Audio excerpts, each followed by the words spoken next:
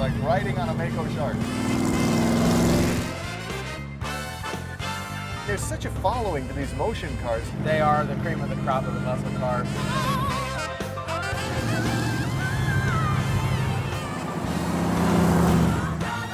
Hi, I'm Dennis Gage and welcome to My Classic Car. Well, this week we're just outside Indianapolis to visit with Dan McMichael and check out a couple of his Baldwin Motion Corvettes. Now, I met Dan several years ago when we did a piece on his Gen 2 Baldwin Motion Camaro. Killer car, but I learned he had Vettes. And there was even one that was unfinished. He said, just wait. I waited. It was worth the wait. We've got a Baldwin Motion GT and a Maco Shark. This is gonna be so cool. Let it roll.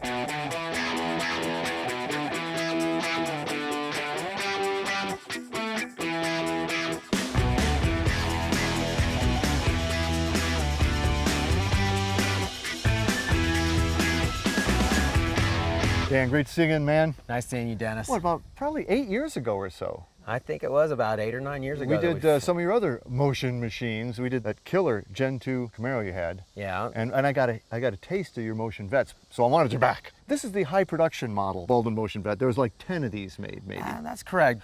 He was definitely going after the European market with this car. Yeah, I mean, one of the things you notice right off the bat is the covered headlights. You know, kind of, again, Ferrari, Jaguar, you know. Definitely wanted to take a little swing at that market there and give it a little bit of that European flair and a luxury touring GT model.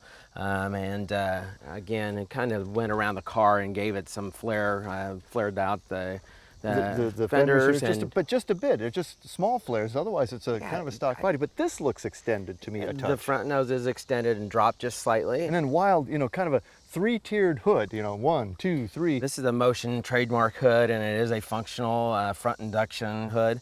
It does have the cowling in the back of it. And all this striping, that's also Baldwin Motion trademark stuff. Joel had some pretty innovative striping. He always wanted to give cars a flair that really made them pop, and so what you're seeing is the center stripe, and then you're also seeing what I call the side arrow stripe. That is a Baldwin Motion trademark. Spear, yeah. And then, I mean, really period wheels on this baby. They're American racing wheels, Mickey Thompson tires, and then you might notice that he also inverted the side inductions. Yeah, they are flipped around, right? Again, Joel always wanted to make a statement with his cars, and so he just inverted the side scoops. And they're all functional. They are functional, that is true. He's done some wild interiors on cars, but this is not one of them. He looks pretty Corvette to me. Well, you know, a lot of times Joel would just leave the interior alone. You know, his money was spent at putting the motor in the car and the drivetrain, the transmission, the super bite suspension.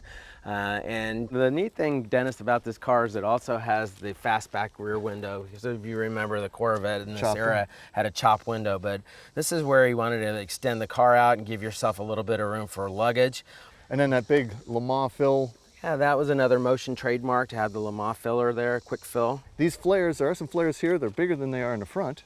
Right. That really does accentuate the back end here, and just how it flows from here, sweeps right up across the top, and it just brings the whole car together. And 454, I mean, Joel really, I mean, whatever the biggest engine was, that's what he liked to do. Cubes was king for Joel, and so this has a balanced blueprinted 454, makes 513 horse. It's a solid lift car, and it does have air conditioning, which is kind of unusual for him to be able to accomplish this. Let's check that out. There she is. When Joel went into one of these engines, what all did he do to make it a Baldwin Motion fire-breathing monster? A lot of times he would strengthen the crank, probably put a hot cam in there. Obviously he would come in and dress the engine and make it into, you know, a showpiece for the car. And remember, Joel was one of the few guys in the day that had a dyno, so he was able to dyno a car and actually, you know, continue to tweak the engine until he got the thing performing at optimum performance. And did he do that a lot? Was it iterative? In fact, that's how he got his start in the business. Really? He had one of the first engine dynos on the East Coast, and so he made his living dynoing motors, and then eventually started to become the builder that he was. Man, and that's kind of a trademark air cleaner too, isn't it? That's called the Fly Air Cleaner, and I will tell you that that's definitely an old technology, so I don't usually use them when I'm running the cars anymore these days, but we'll keep sparrows and stuff out, and that's about it, is that? That's about right. So, she run good?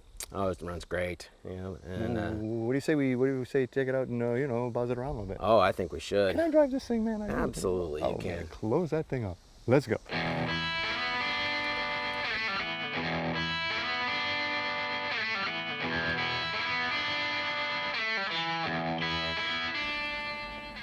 No tricks? No tricks. Here we go.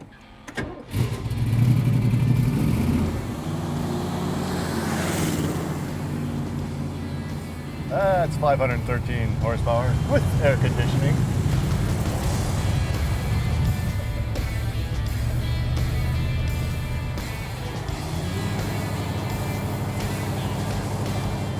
So, you know, an engine like this, solid lifters, 513 horse and stuff, what are you running it for gas?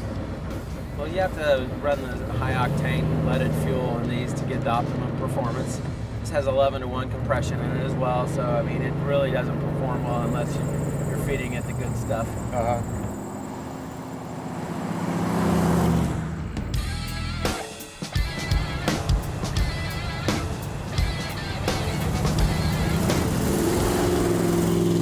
Man, this thing, I mean, you could feel the power of this car. The Motion Mystique was the 11-second quarter mile, and Joel always gave that guarantee that his car would run in the 11 seconds. That's right, they were guaranteed, weren't they? And if it wouldn't run in the 11 seconds, if you were unsatisfied with your purchase, he'd give your money back.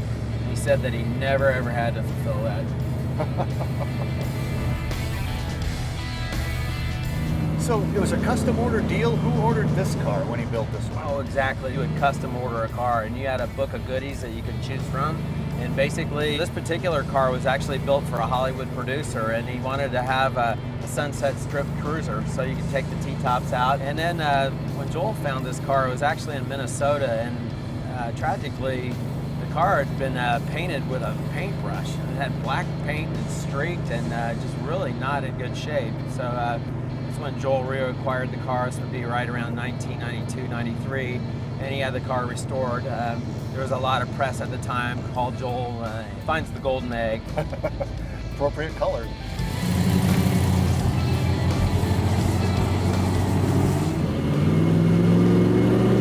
Man, listen to that. But sound-wise, I don't think anything compares to the Maco. That thing is earth-shaking. Well, and by design. I mean, let's face it, the car is radical. It's radical, so let's make it sound radical. Let's make it sound radical. Well, let's go back and let's take that baby out too. Oh, I think we should. Oh, I do too.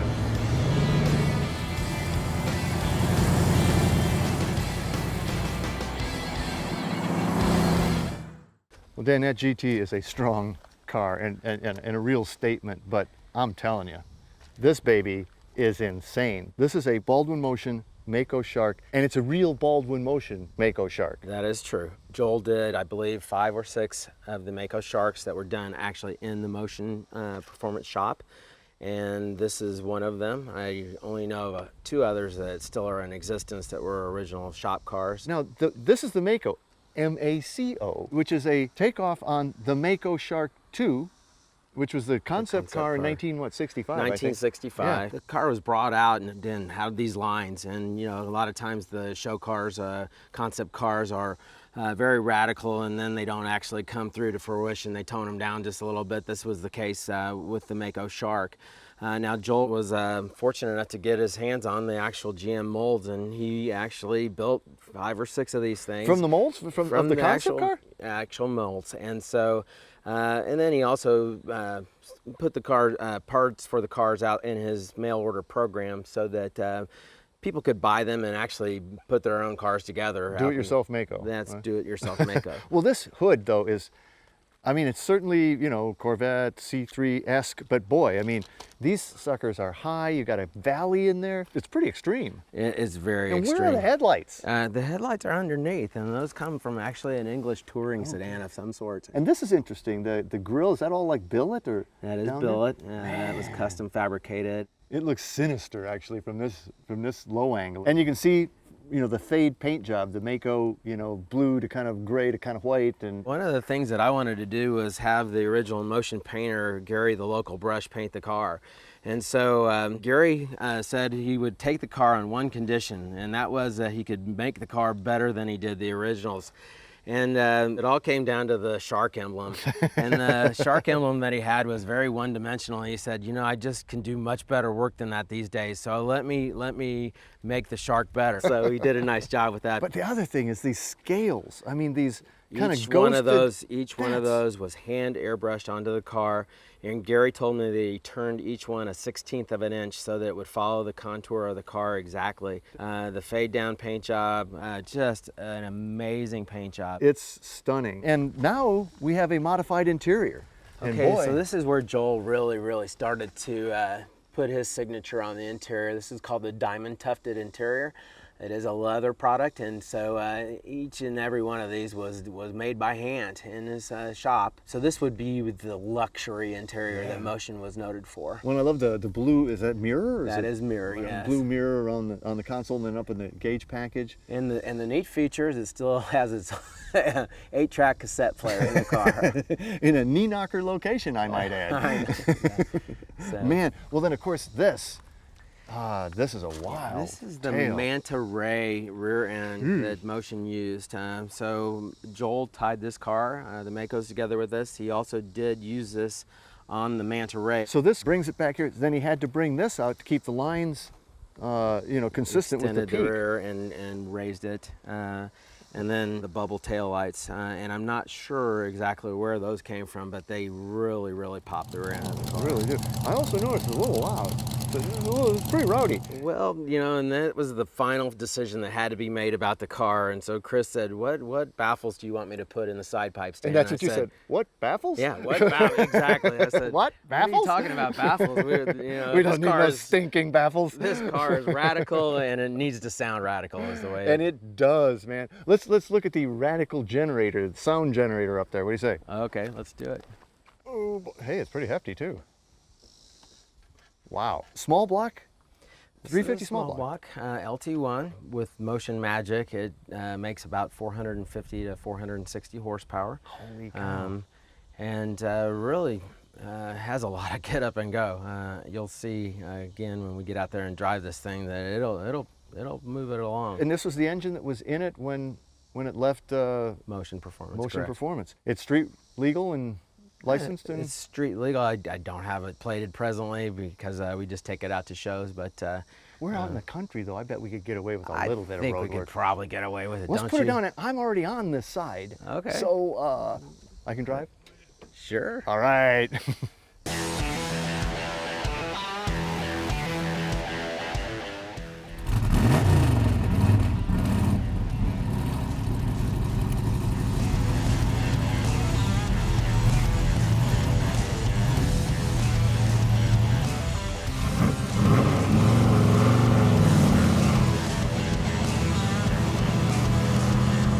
Well, this is a lot rowdier, Dan. Yeah, it's a little bit radical. This is not a conversation car. Well, I guess you just have to talk a little louder, that's all. And really, with a sound like this, who needs to talk? Man, this is beautiful. Music to my ears. I've died and gone to heaven. This particular Maco was the most highly optioned Maco as well. I think this car had a price tag of over $17,000 in the day. Seriously? Yeah, when seriously. a Vette was like about 5, maybe 6? Right. The guy that bought it, I guess he was just kind of a showboater in downtown New York, and he wanted to have a car that would turn heads. The guy drove it for really only about 1,000 miles and then parked it. And so Joel said when he found the car, it was in an open-air carport in Queens, and it had trash stacked on it. I mean, I can't imagine driving this beast around New York anyway. That had to be crazy. And it really does look like a concept car, just which you rarely see on the street.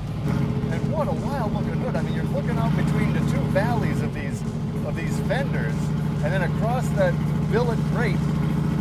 Good look, isn't it? It's crazy. This thing is like, it's like a Maco Shark. That's what it is. It's like a Maco Shark. And it's an angry fish. Definitely meant to be an angry fish.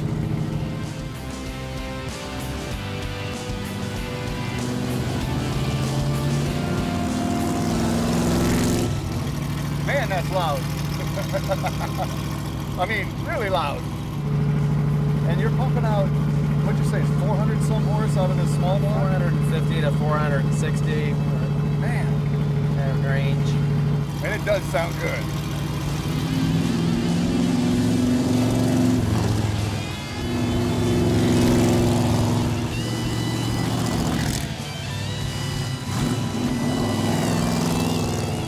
So until our next meeting, remember, honor the timeless classics. I'm Dennis Gage in a Motion Maco. Happy motoring.